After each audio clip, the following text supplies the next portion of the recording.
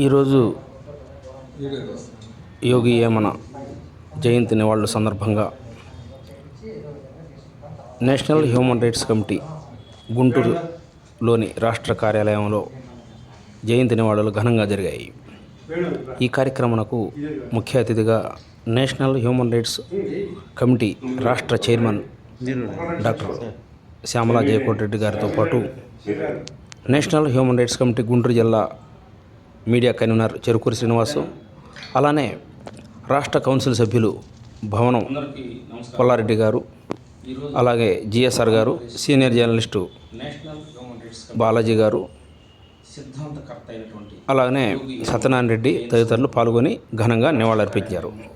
ఈ సందర్భంగా national human rights committee chairman మాట్లాడుతూ, ప్రజాకవిగా పేరొందిన ఆయన పద్యాలను నేటి యువతరం విద్యార్థి లోకం స్ఫూర్తిగా తీసుకొని ముందుకు నడవాలని కోరారు.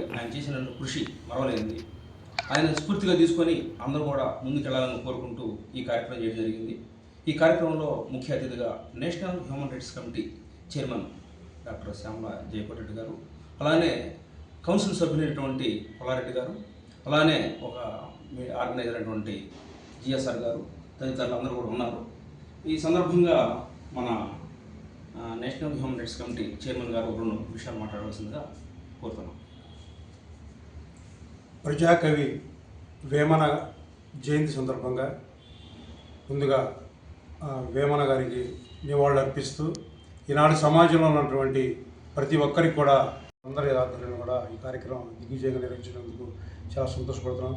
వేమన గారి సూక్తులు ప్రతి ఒక్కరూ పాటించండి, ఆయన పద్యాల్లో భావాన్ని అందరూ అనుసరించండి. మనం ఎలా బ్రతకాలో, ఎలా సమాజంలో నడవాలో మంచి మంచి ఆలోచనలతోటి మంచి వ్యక్తిత్వం రూపొందించుకొని ఈ సమాజంలో 10 మందికి ఆదర్శంగా మనం అందరూ నిలుచుంటే కనుక ఆ మహనీయుని ఆశయాలు సిద్ధాంతాలు అందరూ కూడా మనం అలవర్చుకుంటే చాలా చక్కగా మనం ముందుకు పోతాం.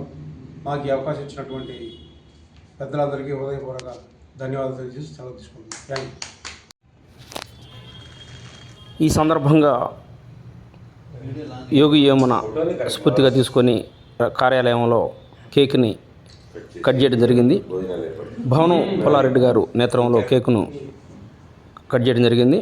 అందరూ కూడా కేకును తీసుకొని ఆయనకి జయంతి నివాళులు అర్పించారు.